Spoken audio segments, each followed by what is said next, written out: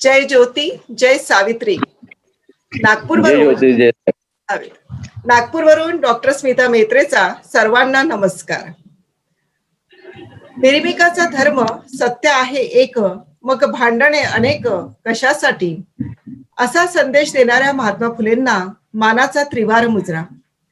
स्त्रिया शूद्र अतिशूद्रांचे जीवन प्रकाशमान करणाऱ्या सावित्रीबाई फुलेंना विनम्र अभिवादन. महात्मा ज्योतिराव जयंतीनिमित्त सावित्री शक्तीपीठ पुणेद्वारा आयोजित ऑनलाईन मुलाखतीत डॉक्टर स्मिता म्हेत्रे आपणा सर्वांचे स्वागत करीत आहे. Nothing is impossible, everything is possible अशा संकल्प शक्तीचे उदाहरण म्हणजे माननीय डॉक्टर अशोक चोपडे सरांचे सावित्री शक्तीपीठ पुणेतर्फे मी पुष्पगुच्छ देऊन स्वागत करते.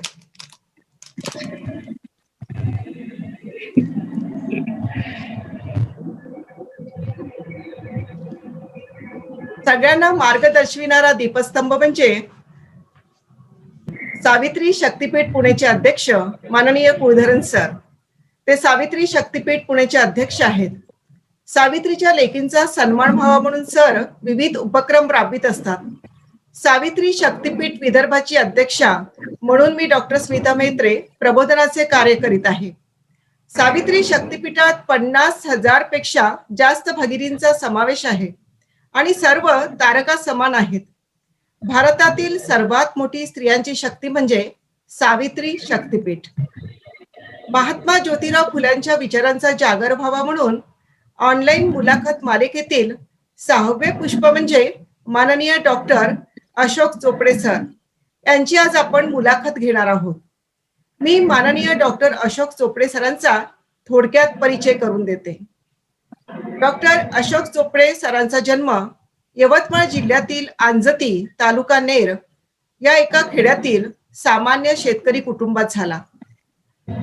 वर्धा येथे राहणाऱ्या सरांनी मराठी वाङ्मयात MA, MPhil, PhD केली आहे. गेल्या 18 वर्षापासून सामाजिक परिवर्तनाच्या व साहित्याच्या चळवळीतील ते सक्रिय कार्यकर्ते आहेत. काही वर्ष मराठीचे अध्यापन सरांनी केले. तर सत्यशोधक ब्राह्मणेतर चळवळीचे एक संशोधक व लेखक असून विदर्भातील सत्यशोधक समाजाचे अध्यक्ष व महाराष्ट्र प्रदेशाचे उपाध्यक्ष आहेत. सत्यशोधक साहित्य, संस्कृती आणि संशोधन परिषद महाराष्ट्राचे पदाधिकारी आहेत.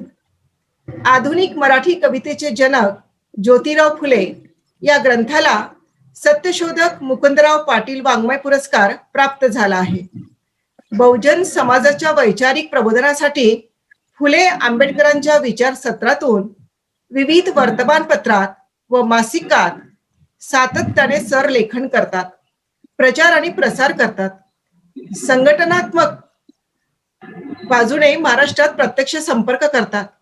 विविध अभ्यास शिबिरातून, परिषदांमधून, चर्चा सत्रातून सर मार्गदर्शन करतात. त्यांची अनेक पुस्तके प्रकाशित झाली आहेत. परिवर्तनवादी प्रबोधनकार माननीय डॉक्टर अशोक चोपडे सरांच्या मुलाखतीकडे आता आपण वळूया. तर नमस्कार. नमस्कार. तर पहिला प्रश्न असा आहे की महात्मा ज्योतिराव फुलेंनी बुधवार पेठेतील भिडेवाड्यात पहिली मुलींची शाळा काढली. शाळा काढून त्यांनी समाज परिवर्तनाचे चक्र सुरू केले असे म्हणता येईल का?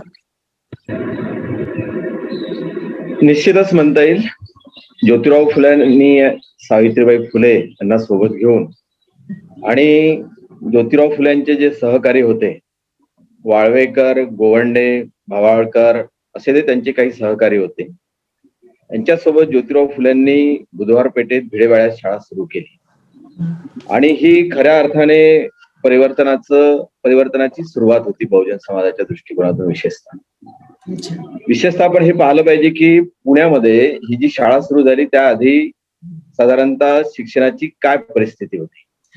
आपल्याला असं दिसतंय की 1928 साली साधारणतः पुण्यामध्ये स्कॉटिश आणि अमेरिकन मिशनरी जे आहेत त्यांनी मुलींच्या शाळा सुरू केलेल्या होत्या. पण आणि मुंबईमध्ये सुद्धा. पण भारतामध्ये पहिल्यांदा देशी माणसानं सुरू केलेली ही शाळा जी आहे भिडेवाड्यात झालेली शाळा ज्योतिराव फुलेंनी सुरू केलेली ही पहिली शाळा आहे भारतातल्या माणसाला सुरू केलेली. आणि आपण त्याआधी जर पाहिलं असेल तर साधारणतः असं होतं की कुठल्याही म्हणजे बहुजन समाजातल्या व्यक्तीला साधारणतः शिक्षण घेता येत नव्हतं किंवा शाळेमध्ये प्रवेश मिळत नव्हता. आणि जे काही संस्कृत जे काही हे होतं संस्कृतचा जो काही प्रभाव होता तो इतका मोठा होता की त्याच्यामध्ये सर्व ब्राह्मणांनाच प्रवेश मिळत होता, ब्राह्मण विद्यार्थ्यांनाच प्रवेश मिळत होता. आणि ते लोक बहुजन समाजाच्या शिक्षणाला विरोध करत होते. अशी जी परिस्थिती त्या काळामध्ये पुण्यामध्ये होती आणि एकूणच महाराष्ट्रामध्ये किंवा भारतामध्ये होती आपल्याला असं दिसतं. आणि तशा अशा परिस्थितीमध्ये आपण पाहतोय की वूडचा खलिता शिक्षणामध्ये ज्याला म्हटलं जातं की जो आला म्हणजे वूडचं जे काही जाहीरनामा आला शिक्षणाचा तो 1858 साली आला. त्याच्या आधी ज्योतिराव फुल्यांनी ही शाळा सुरू केली म्हणून त्याला फार महत्व आहे. आणि तसंच आपण विचार जर केला तर परिवर्तनाचे चक्र सुरू झाले असं म्हणतो आपण, शिक्षण हा तिसरा डोळा आहे असं जेव्हा आपण म्हणतो तेव्हा आपल्याला असं म्हणायला काहीच हरकत नाही की ज्योतिराव फुल्यांनी जी काही शाळा सुरू केली किंवा त्यांनी पुढे ज्या काही शाळा सुरू केल्या ह्या शाळा खरं तर परिवर्तनाचं चक्र गतिमान करणारी एक मोठी घटना होती ऐतिहासिक दृष्ट्या भारताच्या दृष्टिकोनातून असं म्हणायला काहीच हरकत नाही. अगदी बरोबर सर. सर, ज्योतिरावांनी खालच्या वर्गापासूनच शिक्षणाचा प्रारंभ केला होता आणि ही स्वातंत्र्याच्या चळवळीची खरी सुरुवात होय, याबाबत आपले मत काय? हे अगदी बरोबर आहे. ज्योतिराव फुल्यांनी जी काही शाळा सुरू केलेली होती म्हणजे शिक्षणाचा प्रारंभ केला आणि ही स्वातंत्र्याची खरी सुरुवात होय असं जे आपण म्हणताय हे काही चुकीचं नाहीये. त्याचं कारण असं की आपण आता मी मगाशी म्हटल्याप्रमाणे की शिक्षणाचा अधिकारच नव्हता मनुस्मृतीप्रमाणे आपल्या सर्वांना माहिती आहे, त्याच्यात वेळ घालवण्यात अर्थ नाही. आणि जर शिक्षणाचा बहुजन समाजाला जर अधिकार नाही आणि अशा परिस्थितीमध्ये बहुजन समाजातला एक व्यक्ती बहुजन समाजातल्या दलित, आदिवासी, मुस्लिम जे काही सगळे बहुजन समाजातले ओबीसी या सगळ्या लोकांसाठी शाळा करतो तर ही गोष्ट निश्चितच ऐतिहासिक अशी आहे. आणि त्या दृष्टिकोनातून जर आपण विचार केला तर आपल्याला असं म्हणता येतं की ही परिवर्तनाची आहेच. आणि खऱ्या अर्थाने आपण हे जे केलं की स्वातंत्र्य म्हणजे काय, आपण असं म्हणतो की शिक्षण जे आहे हे स्वातंत्र्याची पहिली पायरी आहे. जर शिक्षण असेल तर स्वातंत्र्याचा अर्थ कळतो किंवा शिक्षण असेल तर स्वातंत्र्य म्हणजे काय ते कसं उपभोगायचं किंवा त्याची जाणीव नेमकी कशी असते हे खऱ्या अर्थाने शिक्षणानं कळतं. आणि ज्योतिराव फुल्यांना असं म्हटलं जातं की साधारणतः जेव्हा फुले झाले खऱ्या अर्थाने ते कधी झाले, त्यांनी पाहिलं की म्हणजे आधी त्यांचा जो संबंध होता पुण्यामधल्या आणि मुंबईमधल्या त्या काळातल्या समाज जे काही धुरीण होते त्या काळामध्ये परमहंस सभा ही 1848 साली स्थापन झाली. आणि बाळकृष्ण राणेंसारखे गृहस्थ किंवा भवाळकरांसारखे गृहस्थ किंवा तरखडकर दादोबा पांडुरंगांसारखे गृहस्थ जे होते त्यांनी जी परमहंस सभा स्थापन केलेली होती त्याच्यामध्ये साधारणतः जाती व्यवस्थेला विरोध आणि धार्मिक शैक्षणिक सुधारणा यावर त्यांनी भर दिलेला होता. पण त्याला मर्यादा होत्या. त्या मर्यादा होत्या त्याच्यामध्ये त्यांनी धार्मिकतेचा मोठा एक अंश होता, त्याला ऐहिक गोष्टींकडे त्यांचं लक्ष नव्हतं. आणि पुढे मग ब्राह्मण समाजाला तो त्यांचं तर अजिबात याकडे लक्ष नव्हतं. हे जेव्हा ज्योतिराव पाहत होते तेव्हा त्यांना बहुजन समाजाच्या शिक्षणाची किती कळकळ होती, किती तळमळ होती हे आपल्या लक्षात येतं. आणि म्हणून त्यांनी सगळ्या मागासलेल्या जाती जमातींचा विचार करून त्या काळामध्ये आणि शिक्षण म्हणजे त्या काळामध्ये आपण पाहतोय की जी काही ब्राह्मणी व्यवस्था होती, जे काही धार्मिक अवडंबर होतं, जी काही धार्मिक गुलामगिरी होती त्या गुलामगिरीनं बहुजन समाजातल्या शेतकऱ्यांना, शेतमजुरांना आणि सगळ्या मागासलेल्या जाती जमातींना इतकं त्यांना असं त्यांचं डोकं बद्ध करून टाकलेलं होतं. त्याच्यातून जर सुटका करायची असेल तर शिक्षणाशिवाय पर्याय नाही हे ज्योतिरावांना समजलेलं होतं. म्हणून त्यांनी ती शाळा सुरू केली असं आपल्याला दिसतं. आणि म्हणून खऱ्या अर्थाने शिक्षणच हे खरं सूत्र आहे स्वातंत्र्याचं. जर शिक्षण असेल, खरी जाणीव असेल तर आपल्याला आपल्या व्यक्तिगत जीवनामध्ये जे काही स्वातंत्र्य भोगायचं असते किंवा स्वातंत्र्यातून आणखी जे काही नवनिर्मिती होते ती खूप महत्वाची असते. ते ज्योतिरावांना कळलं. त्यांनी थॉमस पेन सारख्या माणसाला वाचलेलं होतं आणि थॉमस पेन वाचल्यानंतर स्वातंत्र्य म्हणजे काय हे त्यांना पहिल्यांदा कळलं. लिबर्टी नेमकी कशी असते, कशी असावी, व्यक्ती स्वातंत्र्य म्हणजे काय. आणि आपल्याला असंही म्हणता येतं की महाराष्ट्रामध्ये किंवा संपूर्ण देशामध्ये साधारणतः की ज्योतिराव फुल्यांपासून लिबर्टीचा जो अर्थ आहे, स्वातंत्र्याचा अर्थ आहे, व्यक्ती स्वातंत्र्याचा अर्थ आहे, तो कळलेला आहे. कारण आपल्या देशामध्ये साधारणतः ऐहिक जे काही जीवन आहे याला महत्व नव्हतं. म्हणजे भौतिक जीवनाला काही एक महत्व नव्हतं. पारलौकिक जीवन जे आहे तेच खरं जीवन आहे. मोह आणि बाकीचं जे काही भौतिक जीवन आहे हे मोह आणि माया आहे, असं जे धर्म ग्रंथांमध्ये सांगितलं गेलेलं होतं. तो जो संस्कार तो संस्कार पुसून टाकायचा होता ज्योतिरावांना. आणि म्हणून त्यांनी शिक्षण हे स्वातंत्र्याची खरी गुरुकिल्ली आहे असं ते समजायचे. आणि म्हणून त्या अर्थानं ते आपण घेतलं पाहिजे. म्हणजे त्यांनी शिक्षणाचे महत्व ओळखले होते आणि बहुजन समाजातील एक व्यक्ती केवळ विचारच मांडत नाही तर त्या पद्धतीने कार्य करतो, तर हे भारतातील मला तर वाटते दुर्मिळ उदाहरण आणि एकमेव उदाहरण असावं. अगदी अगदी अगदी नक्की नक्कीच. सर, जिच्या हाती पाळण्याची दोरी ती राष्ट्राला उद्धारी. माता जर सुशिक्षित असली तर ती संपूर्ण कुटुंब सुशिक्षित करू शकते, हे ज्योतिरावांनी ओळखले होते. ब्राह्मण स्त्रियांसह सर्व स्त्रियांना शूद्र समजून शिक्षणापासून वंचित ठेवणे हा त्या काळातील देशद्रोह म्हणता येईल का? नक्कीच म्हणता येईल. आता आपण पाहतोय की आज आपल्याला म्हणजे आज निवडणुकीच्या निमित्तानं म्हणा किंवा एकूण भारतीय राजकारणामध्ये सध्या आपण जे काही भाजप RSS प्रणीत जे काही विचाराचे लोक जे आहेत राजकारणामध्ये किंवा समाजकारणामध्ये, आपण त्यांना धुरीण म्हणतो, त्या लोकांची विधानं जर पाहिली आपण केरळमधल्या एका माणसाची किंवा आणखी UP मधल्या काही लोकांची, तर त्यांचं म्हणणं सरळ असं आहे की शिक्षणामुळे लोक आमच्या बाजूने उभे राहतात, शिक्षणामुळे लोक आम्हाला विरोध करतात. म्हणजे त्यांना आजही आपल्याला दिसतंय ते त्या काळात हे ज्योतिरावांना समजलं. जर तिसरा डोळा जर शिक्षण असेल, शिक्षण जर खरी स्वातंत्र्याची गुरुकिल्ली जर असेल, तर ती त्याच्यापासून ज्योतिरावांनी सुरुवात केली. पण पुढे त्याच्यात ते अडकले नाही असं आपल्याला दिसतं. आणि ते जर नसेल, शिक्षण जर नसेल आणि शिक्षण जर आपण आपल्या जनतेला जर देत नसेल, तर तो सगळ्यात मोठा देशद्रोह आहे. अतिशय सुंदर विधान तुम्ही केलेलं आहे मॅडम, की हा खरंच देशद्रोह आहे. ज्या देशामध्ये लोकांना शिक्षण मिळत नाही, शिक्षण मिळवणे म्हणून धर्मशास्त्राचा नियम लोकांना सांगितला जातो आणि शिक्षण मिळाल्यामुळे लोक आमचे गुलाम होत नाही अशी आजही खंत व्यक्त केल्या जाते, तर आपण निश्चित म्हणतो की जिच्या हाती पाळण्याची दोरी वगैरे तुम्ही हे जे म्हटलेलं आहे की ते त्या काळात म्हणजे ज्योतिरावांनी ओळखलं. आणि सर्व जाती धर्मातल्या स्त्रियांसाठी तुम्ही उल्लेख केलेला आहे प्रश्नांमध्ये की सर्व जाती धर्मातल्या स्त्रियांसाठी, विशेषतः ब्राह्मण स्त्रियांसाठी सुद्धा त्यांनी शिक्षणाचं कसं महत्व आहे आणि शिक्षण मिळाल्याशिवाय काही पर्याय नाही हे त्यांनी तेव्हाच ओळखलेलं होतं.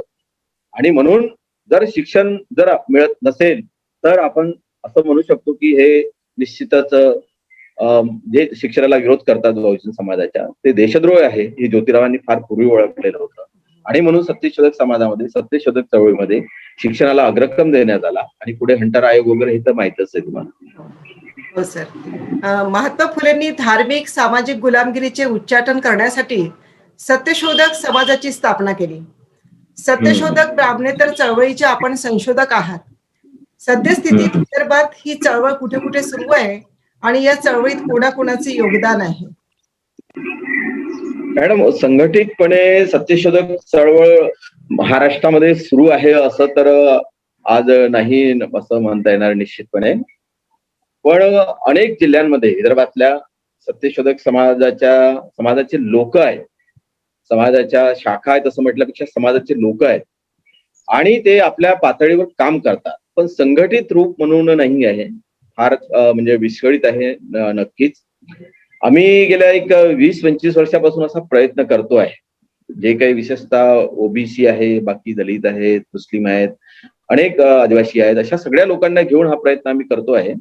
त्याच्यात आम्हाला फार यश आलं असं नाही आहे, पण आम्ही बरेच प्रयत्न केले. विदर्भात सगळ्या जिल्ह्यांमध्ये शाखा निर्माण केल्यात, अनेक लोक जोडलेत, अधिवेशनं घेतले, परिषदा घेतल्या, शिबिरं घेतली, अनेक गोष्टी झाल्या त्या निमित्तानं. पण त्याला संघटित रूप नाही आहे. आणि विदर्भामध्ये प्रत्येक जिल्ह्यामध्ये अशी अनेक माणसं आहेत. आता काहींची नावं घेतली, काहींची नावं राहून जातील. आताच एक चंद्रपूरचे ऍडव्होकेट साळवे आपल्यामधून निघून गेले 13 तारखेला, मार्च 13ला. आपल्या सर्वांना माहिती आहे. ते तर आमचे मार्गदर्शक होते. अशा अनेक लोक आहेत. सतीश जामोदकर आमचे मित्र आहेत वाशिम जिल्ह्यामध्ये. मंगरुळपीरला राहतात. ते संशोधक आहेत. आम्ही सोबतच काम करतो आणि पुस्तकांचा प्रकल्प आमचे सुरू आहेत वेगवेगळ्या पद्धतीनं. अनेक असे लोक आहेत की विदर्भामध्ये काम करतात. चंद्रपूरमध्ये माधव गुरनुले आहेत, ऍडव्होकेट आमचे मोरकुटे आहेत, पोतनवार आहेत, किशोर भाऊ पोतनवार आहेत. नागपुरामध्ये जेमिनी गेले, जेमिनी आता नाही आहे, पण जेमिनी तिथे हे होते. बाबा बिडकर आहेत, अरुण जुलके, गिरीधर कोठेकर, तिकडे डॉक्टर दिलीप घावडे आहेत, विलास काळेबाय आहेत, भरपूर लोक आहेत. अमरावतीला विनायक कांडलकर आहे, त्यानंतर बाबा भाकरे आहेत. असे बरेच लोक आहेत की ते या पद्धतीनं काम करतात आणि काम सुरू आहे. तर या मग आता जी चळवळ तुम्ही म्हणताय की ज्या प्रमाणात व्हायला पाहिजे तशी नाही आहे, तर मग या चळवळीच्या संघटनात्मक बांधणीसाठी आपल्याला काय करता येईल? खर तर हा मोठा म्हणजे तसा प्रश्न बिकट आहे आणि नाही पण, म्हणजे दोन्ही पद्धतीने विचार करतायत. बिकट मी यासाठी म्हटलं मॅडम की आता जे सत्यशोधक चळवळीला ज्या लोकांकडून आपण अपेक्षा करतो, ज्या जातीच्या लोकांकडून अपेक्षा करतो, विशेषतः ओबीसी मधल्या, आज प्रत्येक जातीची संघटना आहे. तुम्ही मराठा म्हणाल तर मराठा सेवा संघ किंवा बाकी आणखी संघटना, माळी महासंघ किंवा तेल्यांची संघटना, प्रत्येक जातींच्या ओबीसी मधल्या प्रमुख जातींच्या संघटना आहेत. दलितांच्या वेगवेगळ्या संघटना आहेत. आणि ज्या फुले शाहू आंबेडकरांचा वारसा सांगतात, जे विचार सांगतात, ते विचार सगळे सारखे सांगतात. आपल्याला माहिती आहे, आपल्याला अनुभव आहे, म्हणजे काही फार फरक नाहीये सांगण्यावर. पण सत्यशोधक समाजाचा जो इतिहास आहे, सत्यशोधक समाजाचं जे विचारसूत्र आहे, त्या विचारसूत्राला धरून खूपदा काही म्हणजे होतं का चांगलं नाही होत, आणि ते झालं पाहिजे म्हणून मी म्हटलं की ते फार सोपं पण आहे, करणं कठीण नाहीये. सत्यशोधक विचारसूत्र जे आहे ते विचारसूत्र कुठल्याही जाती धर्मामध्ये अडकू शकत नाही. पहिली गोष्ट, जाती धर्माचा अहंकार आपल्या व्यक्तिमत्वामध्ये यामुळे या विचारामुळे राहू शकत नाही, हा एक भाग झाला. दुसरी गोष्ट, जाती अस्मिता मारून टाकल्या गेली पाहिजे, हा एक मुद्दा. दुसरी गोष्ट आहे की मी तुमचं जे व्यक्ती स्वातंत्र्य आहे त्याचा उपयोग क्रिएटिव्हिटीसाठी केला पाहिजे. आणि मला असं वाटतं की सध्याच्या परिस्थितीमध्ये ज्या जाती संघटना आहेत त्यांचा जोर क्रिएटिव्हिटीपेक्षा त्यांचा जोर जो आहे निर्मितीपेक्षा जोर त्यांचा जास्त जातीच्या अहंकाराकडे. जातीचा अहंकार कसा वाढेल, जातीचे महापुरुष जे आहे त्याचं गौरवीकरण कसं होईल, उदात्तीकरण कसं होईल, या पद्धतीने विचार करतात आणि दिवसेंदिवस लोक जातीमध्ये अडकत जातात. म्हणून सत्यशोधक विचारसूत्र जे आहे हे फार सोपं आहे तसं पाहतो म्हटलं तर, तसं करण्याची गरज आहे. आणि तसं आपण जर नाही केलं तर आपल्याला या गोष्टी जास्त बिकट वाटतात, कठीण वाटतात की आपण तसं नाही करू शकत. कारण आपल्या सबकॉन्शियसचा जो भाग आहे हा जाती व्यवस्थेनं पूर्ण बरबटलेला भरलेला आहे, जाती धर्माच्या संस्काराने मोठा भरलेला आहे. त्यामुळे आपण असं जेव्हा करायला जातो तेव्हा मोठी ताकद लागते, एक मोठं धैर्य लागतं. आणि ते आणण्यासाठी ज्योतिराव फुले जे काही आहे ते वाचल्याशिवाय, आणि त्याच्यानंतर सत्यशोधक समाजाचं जे काही साहित्य आहे, सत्यशोधक समाजातल्या अनेक लोकांनी जे काम केलेलं आहे, जी पुस्तकं लिहिलेली आहेत, जे साहित्य निर्मिती केलेली आहे, जो त्याग केलेला आहे, तो समजून घेतल्याशिवाय आपल्याला मधल्या ओबीसी जातींना नेमकी आपली अस्मिता काय हे कळत नाही. आणि म्हणून जातीमध्ये लोक अडकतात. म्हणून सत्यशोधक समाजाकडे जे लोक येणारे असतात ते ऑलरेडी जातीमध्ये बंदिस्त झालेले असतात. त्यामुळे ती थोडे मोकळे होत नाही आणि म्हणून थोडं कठीण वाटतं, बाकी काही. तर महात्मा फुलेंनी शूद्रांच्या प्रगतीसाठी शिक्षण अत्यावश्यक असते हे ओळखले होते, आणि म्हणूनच त्यांनी हंटर शिक्षण आयोगाला दिलेल्या निवेदनात सक्तीच्या शिक्षणाची मागणी केली होती. ज्योतिरावांनी आपली पत्नी सावित्री यांना शिकवून प्रशिक्षित शिक्षिका बनवले. सनातनाकडून होणाऱ्या छळाला न जुमानता सावित्री आईंनीही आपले अध्यापन कार्य अविरत चालू ठेवले. ज्ञानाचा प्रकाश दाखविणाऱ्या या फुले दाम्पत्यांचे चरित्र तसेच त्यांच्या साहित्याबाबत शासनाची काय भूमिका असावी हे आपल्या साहित्यिकांच्या नजरेतून सांगाल का? आता महात्मा फुले साहित्य हे आहेत, म्हणजे मंडळ आहेत महात्मा फुल्यांचं साहित्य प्रकाशित करणारा. त्यानंतर साहित्य संस्कृती मंडळ ही काही वेगवेगळ्या प्रकारची पुस्तकं प्रकाशित करतात. आणि शासनाची भूमिका सुरुवातीपासूनच राहिलेली आहे.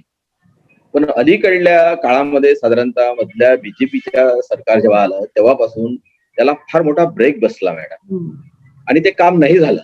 आता हे सरकार आलं, त्यांनी परत समिती पुनर्गठित केली आणि काही पुस्तकं येत आहेत.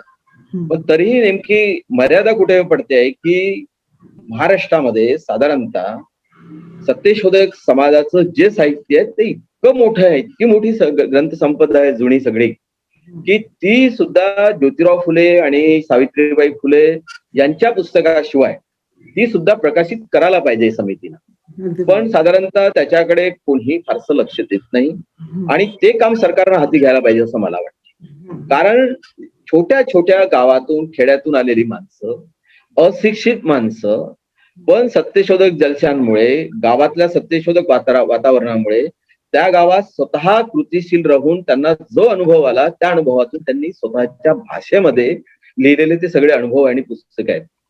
जर ते साहित्य जर पुढे आलं तर आज ज्याला आपण ओबीसी म्हणतो त्या ओबीसींना नेमकं त्या काळामध्ये आपले पूर्वज काय नेमकी भूमिका घेत होते शिक्षणाबद्दल, अस्पृश्यतेबद्दल किंवा एकूण धार्मिक गुलामगिरीबद्दल काय भूमिका घेत होते सामाजिक किंवा शैक्षणिक दृष्ट्या किंवा राजकीय दृष्ट्या, हे आपल्याला कळून येतं. पण सरकार किंवा समिती, असं म्हणेल की समितीमध्ये सुद्धा समितीचे काही लोक या पद्धतीनं विचार करत नाही असं मला म्हणायचं नाही, पण करायला पाहिजे असं मला वाटतं. नेमकं या दृष्टीने विचार करायला पाहिजे. कारण ज्योतिराव फुले आणि सावित्रीबाई फुले यांच्या संदर्भातली बरीच पुस्तकं मार्केटमध्ये बाजारात आहे, म्हणजे सरकारने पण काढलेली आहेत आणि बाकीचे अनेक प्रकाशक काढतायत. खूप पुस्तकं आहेत नाही म्हटलं तरी, पण बाकी जे काही आहे त्या पद्धतीनं ते आलं पाहिजे. दुसरी महत्वाची गोष्ट की लोक सरळ सरळ गांधी आणि आंबेडकर अशी उडी मारतात, पण मधल्या काळामध्ये ज्योतिराव फुले आणि त्यांच्या परंपरेनं समाजकारणामध्ये, राजकारणामध्ये, शैक्षणिक कारणामध्ये, सांस्कृतिकरणामध्ये नेमकी काय भूमिका घेतली आणि सत्यशोधक चळवळीमध्ये त्यांच्या अनुयायांनी काय भूमिका घेतली आणि त्या भूमिकेचं नेमकं आज काय झालेलं आहे. आजचे सत्ताधारी जर त्यांचे वंशज आहे असं म्हणत असेल यशवंतराव चव्हाणांपासून शरद पवारांपर्यंत, तर त्यांच्या भूमिका कशा होत्या हे जे विश्लेषण आहे हे विश्लेषण व्हायला पाहिजे. पण सरळ सरळ गांधी आणि आंबेडकर असं लोक उडी मारतात आणि मधली गॅप भरून निघत नाही. ही मधल्या ओबीसीचं खरं तर अस्मिता आहे, त्यांची प्रेरणा आहे हा सगळा विचार, ती गॅप भरून काढण्यासाठी मला असं वाटतं की प्रयत्न करायला पाहिजे आणि त्या दृष्टिकोनातून साहित्य निर्मिती व्हायला पाहिजे. अगदी बरोबर सर. सर, महात्मा फुलेंच्या प्रत्येक सामाजिक आणि शैक्षणिक कार्यात सावित्रीबाई फुलेंचे योगदान काय? त्यांचं खूप मोठं योगदान आहे मॅडम. अगदी म्हणजे त्यांचं लग्न झालं तेव्हापासून तर त्यांना घराच्या बाहेर काढलं, त्या सगळ्या घटना, तो काळ, त्यांनी अनुभवलेलं सगळं जीवन आणि स्वतः सावित्रीबाईंनी अध्यापन कार्य सुरू केल्यानंतर त्यांना आलेले अनुभव आपल्या सर्वांना माहिती आहे. आणि आपण पाहिलेलं असेल ज्योती सावित्री सिरियल आलेली होती, त्याच्यामध्ये आपण वाचलेलं आहे, आपल्याला माहिती आहे की त्यांना त्या काळामध्ये काय सहन करावं लागेल. प्रत्येक क्षणाक्षणाला, प्रत्येक घटना त्यांच्या जीवनामधली इतकी बोलकी आहे, इतकं मोठं नाट्य, इतकं कारुण्य त्यांच्या सगळ्या त्या काळातल्या सगळ्या घटनांमध्ये आहे, त्यांनी जे भोगलेलं आहे त्याच्यामध्ये, की ते नाट्यरूपात म्हणजे त्याला आणणं नाट्यरूपानं काही लोकांनी प्रयत्न केला. आमचे मित्र पावडे वगैरे आणखी काही लोक त्यांनी केलेले आहेत प्रयत्न, पण ते येणं मोठ्या प्रमाणामध्ये लोकांसमोर खूप मोठी गरज आहे. कारण सावित्रीबाई फुले आणि ज्योतिराव फुले हे असं एक जोडपं होतं, असं दाम्पत्य होतं की त्यांनी भारतीय म्हणजे भारतीय वैवाहिक जीवन जे आहे किंवा स्त्री पुरुषांचं जे काही जीवन आहे त्याला एक मोठी कलाटणी दिलेली आहे व्यक्ती स्वातंत्र्याच्या दृष्टिकोनातून. आणि नेमकं सामाजिक करणामध्ये कशा पद्धतीनं त्याच्याकडे पाहिलं पाहिजे याची मोठी गरज आहे. आपण जर सावित्रीबाई फुल्यांच्या साहित्याचा जर नेमका अभ्यास केला तर आपल्याला असं लक्षात येतं की त्यांनी जे काही म्हणजे कविता लिहिलेल्या आहेत त्यामध्ये ज्योतिराव फुल्यांबद्दलची त्यांनी जे कृतज्ञता व्यक्त केलेली आहे ती इतकी मोठी आहे की त्यांची प्रेरणा आणि त्यांनी बाकी त्यांच्या प्रेरणेला त्यांनी जोडून सांगितलेला इतिहास आणि त्या काळातल्या घटना याचा सगळा जर आपण विचार केला तर आपल्याला असं दिसतंय की त्यांच्या प्रत्येक पानापानावर, प्रत्येक वडीवर, प्रत्येक क्षणाक्षणाला ज्योतिराव त्यांच्या सोबत आहे आणि ज्योतिरावांच्या प्रत्येक पानापानांवर, प्रत्येक क्षणाला सावित्री त्यांच्या सोबत आहे. त्यामुळेच हे एवढं मोठं काम होऊ शकलं आणि आजही त्या कामाची तेवढीच गरज आहे. मोठे योगदान ज्योतिबा फुलेंच्या कार्यात सावित्री यांचं होतं. म्हणजे मला वाटतं एका नदीचे दोन काठ होते आणि ह्या दोन्ही काठांना आपण काही वेगळं करू शकत नाही. नाही, निश्चितच.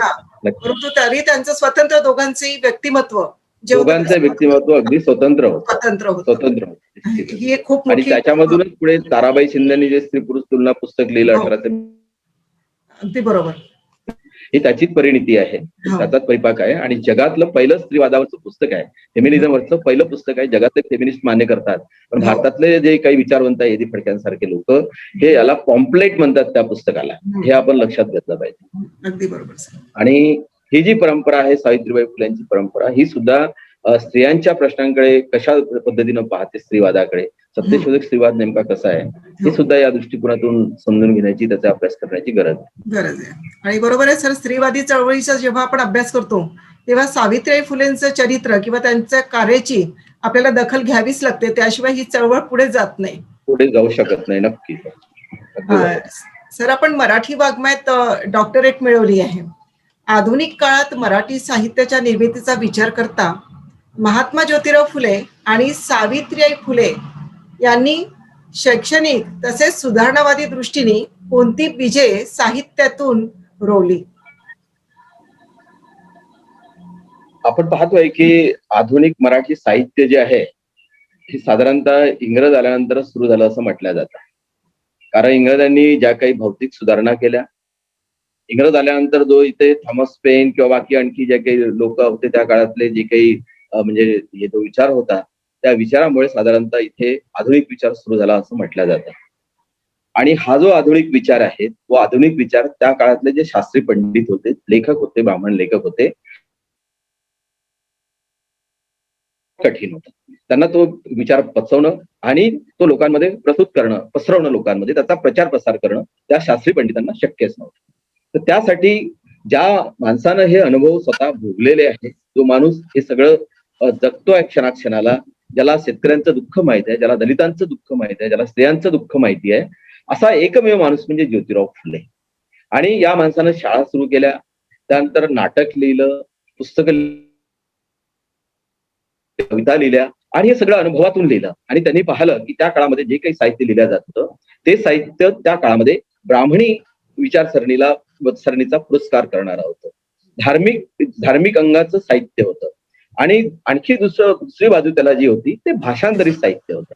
म्हणजे जे काही परदेशातले वेगवेगळ्या शास्त्रीय ग्रंथ राहायचे, वेगवेगळ्या म्हणजे रसायनशास्त्र असेल किंवा आणखी वेगवेगळे शास्त्र असतील, त्या शास्त्रातल्या ग्रंथांचं भाषांतर करणे, अशा प्रकारचं ते साहित्य होतं. असं म्हटलं जातं की परभूत जे काही एक आहे, अशा प्रकारची एक ती म्हणजे लोकांची प्रेरणा होती, म्हणजे परदेशी साहित्य आपल्या इकडे भाषांतरित करणे. पण स्वतंत्र लिहिण्याची कुवत, स्वतंत्रपणे साहित्य निर्मितीची कुवत त्या काळातल्या शास्त्री पंडितांमध्ये नव्हती, काही अपवाद सोडले तर. पण ज्योतिराव फुल्यांमध्ये ही मोठ्या प्रमाणात त्यांनी सगळं हे जीवन जगल्यामुळे, भोगल्यामुळे त्यांच्यात निर्माण झालेली होती. त्यांचा स्वतःचा एक विचार होता. आणि त्यांनी भारतीय समाज व्यवस्था नेमकी कशी आहे, विशेषतः जाती व्यवस्था कशी आहे, वर्ण व्यवस्था कशी आहे, धर्मशास्त्र काय म्हणतात, धर्मशास्त्रांची भूमिका काय आहे, आणि इथल्या शूद्र आणि स्त्रियांबद्दलची या धर्मशास्त्राची भूमिका नेमकी काय आहे, आणि जाती व्यवस्था ती कशी काम करते, हे ज्योतिराव फुल्यांनी नेमकेपणाने ओळखलेलं होतं. आणि म्हणून त्यांच्या साहित्यामध्ये याचं प्रतिबिंब पडलेलं दिसतं. याची प्रतिक्रिया पहिल्यांदा त्यांच्या साहित्यामध्ये उमटलेली दिसते आपल्याला. आणि त्यांचं जे साहित्य, असं म्हटलं जातं की ज्योतिरावांच्या साहित्यापासून खऱ्या अर्थाने सर्व प्रकारच्या काव्य, नाट्य आणि वैचारिक साहित्य, निबंध, या सगळ्या साहित्य आणि विडंबन काव्य, या सगळ्या साहित्य प्रकाराला, आधुनिक साहित्य प्रकाराला ज्योतिराव फुलेंपासून सुरुवात झाली. आणि पुढे मुकुंदराव पाटलांनी याचा विकास केला. आपल्या इकडे मोतीराम तुकाराम वानखडे आहेत, कृष्णाजी कर्काजी चौधरी आहेत, शामराव सीताराम कुलट आहेत, किंवा आणखी असे कित्येक सत्यशोधक आहेत पुढल्या काळामध्ये, की ज्यांनी ज्योतिराव फुल्यांच्या साहित्याचा पुढे विकास केला. त्याच्यामध्ये ज्योतिराव फुल्यांच्या साहित्यामध्ये, सावित्रीबाई फुल्यांच्या साहित्यामध्ये विचारसूत्र होती. त्या विचारसूत्रांचा विकास पुढे अनेक सत्यशोधकांनी आपल्या लहान मोठ्या पुस्तकातून केला, पुस्तिकेतून केला. आणि विशेषतः खेड्यापाड्यातल्या बहुजन समाजाला त्याची प्रचिती दिली की तुमचं जीवन कसं आहे, ते जीवन बदलण्यासाठी तुम्हाला नेमक्या काय भूमिका घेतल्या पाहिजे, आणि साहित्यातून ही भूमिका घेतली जाते जीवन बदलण्याची, समाज व्यवस्था बदलण्याची, हे ज्योतिराव फुल्यांनी पहिल्यांदा या भारताला सांगितलं. आणि त्यामुळे ज्योतिराव फुल्यांचं जे साहित्य जे आहे, ते खऱ्या अर्थाने आधुनिक साहित्य आहे. आधुनिक साहित्याची सुरुवातच ज्योतिराव फुल्यांच्या साहित्यापासून झालेली आहे. म्हणून ज्योतिराव फुल्यांना आनंद यादव, मराठीमधले एक मोठे कादंबरी लेखक, समीक्षक, साहित्यिक असं म्हणतात की आधुनिक मराठी साहित्याचे जनक ज्योतिराव फुले. त्यांचं पुस्तकच आहे याच्यावर, आधुनिक मराठी साहित्याचे जनक ज्योतिराव फुले. आणि पुढे मी माझं स्वतःच एक पुस्तकच त्यांच्या कवितेच्या संदर्भामधलं प्रकाशित केलं 2002 साली, आधुनिक मराठी कवितेचे जनक ज्योतिराव फुले. आता त्याची दुसरी आवृत्ती आहे. आणि माझ्या दुसरं जे पुस्तक आहे की विदर्भातल्या सत्यशोधक चळवळीच्या साहित्याचा इतिहास. विदर्भामधलं जे सत्यशोधक चळवळीचं जे काही साहित्य आहे, साधारणतः 250 पुस्तकं विदर्भात मला मिळाले. त्या सगळ्या पुस्तकांमध्ये ज्योतिराव फुल्यांच्या आधुनिक साहित्य विचाराचा पुढे विकास झालेला आपल्याला दिसेल. एकंदरीत त्यांचं जे साहित्य होतं त्या साहित्यातून स्त्री पुरुष समानतेची थोडीशी बीजे रोवल्या गेल्यासारखी दिसतात किंवा सगळ्या समाजाचं चित्रण त्यांनी केलं होतं. परंतु त्यांना स्त्री जेव्हा वाटली की ही जास्तच गुलामगिरीत अडकलेली आहे, तर त्यांनी त्यांच्या साहित्यातून तो पण एक म्हणजे विषय मांडला होता की ही स्त्री पुरुष समानता असावी किंवा स्त्री ही सगळ्यात श्रेष्ठ आहे. असं पण कुठे कुठे त्यांचं साहित्य स्त्रियांकडे झुकलेलं दिसतं. नक्कीच महात्मा फुल्यांनी पुरुषांपेक्षा स्त्री ही श्रेष्ठ आहे असं म्हटलेलं आहे, कारण ती नवनिर्मितीची जननी आहे. हे महात्मा फुल्यांचं विधान बरोबर आहे. आणि पुढे त्यांच्या साहित्यातून आपल्याला असं दिसतंय की त्यांनी स्त्री पुरुष समानतेचा पुरस्कार केला, अस्पृश्यतेचा विरोध केला, त्यानंतर त्यांनी शिक्षणाचा पुरस्कार केला, धार्मिक गुलामगिरीला विरोध केला, गुलामगिरी नावाचा ग्रंथ लिहिला, शेतकऱ्यांच्या प्रश्नांवर त्यांनी आपल्या साहित्यातून प्रकाश मांडला, शेतकऱ्याचा असूड नावाचं पुस्तक लिहिलं, तृतीय रत्न नावाचं नाटक लिहिलं, त्याच्यातून त्यांनी साधारणतः शेतकरी आणि त्याच्या सगळ्या जन्मापासून मरणापर्यंत काय होतं हे सांगितलं, ब्राह्मणांची कसब या पुस्तकात सांगितलं.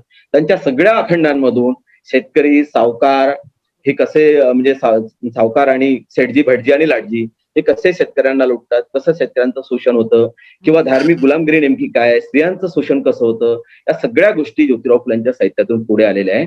आजच्या आधुनिक साहित्याचा जो विषय आहे तो प्रत्येक विषय ज्योतिराव फुलेंनी चर्चिलेला आहे. त्याच्या साहित्यामध्ये आपल्याला त्याची चर्चा झालेली दिसते.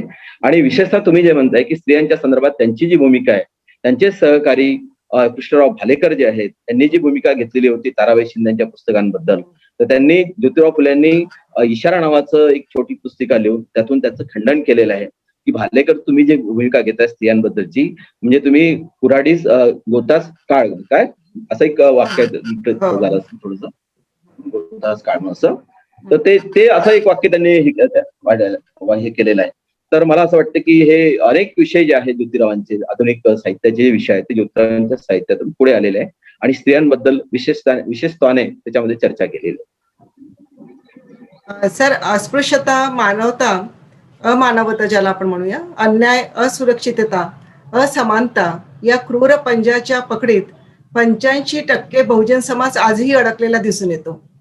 तर त्यांची सुटका करण्यासाठी आपण कोणत्या विचारसूत्राचा वापर कराल? ही सुटका बहुजन समाजाची करण्यासाठी या सगळ्यात 85% लोकांचा जो उल्लेख केलेला आहे त्यासाठी फुले, शाहू, आंबेडकर हे जे विचारसूत्र आहे ते अतिशय महत्वाचं आहे. फुले आणि बाबासाहेब आंबेडकर आणि शाहू महाराज या तिघांनाही एकमेकांपासून आपल्याला वेगळं करताच येऊ शकत नाही. त्यांचा काळ वेगळा असेल, काळानुसार त्यांनी मांडलेली जी थेअरी आहे, सिद्धांत आहे, संकल्पना ज्या आहेत त्या वेगळ्या असतील, त्यांनी घेतलेल्या भूमिका सुद्धा वेगवेगळ्या असतील. जसं शाहू महाराजांनी घेतलेली भूमिका काही लोकांना ते आर्य समाजी वाटतात, काही लोकांना ते सत्यशोधक वाटतात, अशा भूमिका आहेत. बाबासाहेब आंबेडकरांनी घेतलेल्या काही भूमिका अनेक गोष्टी अनेक इकडे तिकडे होतात. मधल्या काळात सत्यशोधकांनी घेतलेल्या भूमिका सुद्धा वेगवेगळ्या पद्धतीच्या असू शकतात, कारण तो काळाचा महिमा आहे.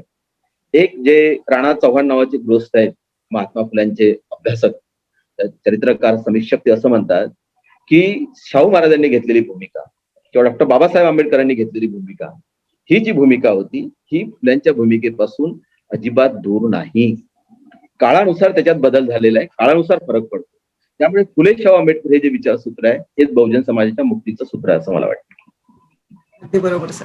सर, शेवटचा प्रश्न आहे की भारताचे भविष्य म्हणून ज्या तरुण वर्गाकडे आपण पाहतो त्यांना आणि सावित्रीच्या लेकींना आपण काय संदेश द्याल? खरं तर हा मोठा भिन्नीचा प्रश्न आहे मॅडम. आज जे काही आहे तरुण वर्ग, आज आपण फुले, शाहू, आंबेडकर असं जे म्हणतोय किंवा आपली एकूण जी काही विचारसरणी आहे किंवा पर्यायी समाज बदलाचा जो विचार म्हणून आपण या विचारसरणीकडे पाहतो, तेव्हा आजच्या तरुण पिढीचं नेमकं मानस काय हे आपल्याला कळलं पाहिजे. आणि ते मानस कळल्यानंतर जी साधनं तरुण पिढीला वेळ लावतात त्या साधनांचा आपण अवलंब करतो किंवा नाही. सोशल मीडिया, इंटरनेट, आज जे काही माध्यमं जी काही आहेत सगळी टेक्नॉलॉजी, त्याचा आपण कसा उपयोग करतो हे याच्यावर अवलंबून हे भवितव्य असं मला वाटतं. दुसरं असं की आपण जे काही आपले महापुरुष आहे किंवा आपला विचार आहे त्या विचाराचा आपल्याला विकास करायचा आहे. तो विकास म्हणजे पुढे गेला पाहिजे विचार, त्यातून नवीन त्याला धुमारे फुटले पाहिजे त्यांच्या विचाराला. असं जर करायचं असेल तर आपल्याला नवनिर्मिती करावी लागेल. आपल्याला निवड त्या विचाराचं उदात्तीकरण, गौरवीकरण किंवा आपल्याला नतमस्तक होऊन निवड चालणार नाही, तर आपल्याला चिकित्सा करावी लागेल. चिकित्सा हे सगळ्या गोष्टीचं मूळ आहे नवनिर्मितीचं. आणि जर चिकित्सा आपण करणार नाही, आणि तरुणांना आज चिकित्सा पाहिजे, नवनिर्मिती पाहिजे, त्यांना भौतिक दृष्टिकोनातून ज्या गोष्टी होत आहेत त्याचा प्रचंड वेळ आहे, तर त्या गोष्टीचं जे बीज आहे, भौतिक गोष्टींचं जे बीज आहे सुखाचं, त्याला सुख म्हणतात, ते निवड पैसा म्हणून नाही, तर एकूण सगळं आरोग्य, सर्व प्रकारचं जे आरोग्य आहे जीवनाचं, ते आरोग्य या फुले शाहू आंबेडकरांच्या विचारसूत्रातून कसं मिळतं हे पटवून देणं, आणि आजच्या तंत्रयुगाची जी काही साधनं असेल त्या साधनाच्या पद्धतीनं, त्या साधनातून समजून देणे, त्या मुखातून बोलणे, त्या पद्धतीनं बोलणे, आपला जो काही बोलण्याचा जो एक आपला जो काही हे जो आहे तो बदलवणे, त्याला खूप मोठी गरज आहे. त्यासाठी स्वतःला बदलावं लागेल. आपल्या सगळ्या विचारवंतांना, लेखकाला विचार करण्याची जी पद्धत आहे ती तरुण वर्गाच्या पद्धतीनं करता येऊ शकते का, केली पाहिजे का, आणि पुढे आता जागतिकीकरण आणि हे सगळी जी आव्हानं आहे ही आव्हानं कशी पेलायची, निवड विरोध करून आपल्याला ते पेलता येईल का, किंवा समर्थन करून पेलता येईल का, की काही आपल्याला आपला काही मार्ग त्यातून काढून आपल्याला पुढे जाता येईल, तत्वज्ञानाच्या पातळीवर, व्यवहाराच्या पातळीवर, अशा पद्धतीनं विचार करत जर आपण तरुण वर्गाशी संवाद साधत जर गेलो, आपण तरुण आणि तरुणींशी त्या पद्धतीनं जर आपण संवाद साधला, म्हणजे मोठमोठ्या सभांमधून नाही तर छोट्या छोट्या बैठकांमधून छोटे छोटे गट करून जर आपण असा संवाद साधू शकलो, तर मला असं वाटतं आपण फार मोठी मजल गाठू शकतो. नाही असं नाही, आणि त्यासाठी सर्वांना एक संवादाची भूमिका घेण्याची गरज आहे. फार मोठा आखाण तांडव करणे किंवा खूप असं हे करत राहण्यापेक्षा छोट्या छोट्या गोष्टीतून काही गोष्टी करता येऊ शकतात, त्या आपण केल्या पाहिजे असं मला स्वतःला वाटतं. छान सर, अगदी बरोबर सांगितलं सर आपण. सर, आपण उत्तम प्रबोधनकार असून परिवर्तनशील आहात. समाजात जागृती येण्यासाठी आपण फुले दाम्पत्याच्या विचारांचा प्रचार आणि प्रसार करत आहात. आपण सर अत्यंत महत्वाची माहिती सांगितली. सर, आपले सावित्री शक्तीपीठ पुणेतर्फे मी खूप खूप आभार मानते. नमस्कार, धन्यवाद. तुमचा जास्त आभार. तुम्हाला मी त्रास दिला, ज्या दिवशी व्हायला पाहिजे त्या दिवशी नाही झालं. नाही सर, असं काही नाही. मंडळी, आपण लवकरच भेटूया ऑनलाईन मुलाखतीच्या 7वे पुष्प गुंफण्यासाठी. तोपर्यंत सर्वांनी हसत राहा, आनंदी राहा. मीच जबाबदार म्हणून काळजी घ्या. फुलणं फुलवणं आनंदानं भरून पावणं, जगताना हे सगळंच असतं बिकट. फुलणं फुलवणं आनंदानं भरून पावणं, जगताना हे सगळंच असतं बिकट. तरीही आपण नाही सोडायचं फुले दाम्पत्याच्या वाटेवरून चालणं, वाटेवरून चालणं. याबरोबरच डॉक्टर स्मिता मेत्रे आपला सर्वांचा निरोप घेत आहे. धन्यवाद. ठीक आहे मॅडम, नमस्कार.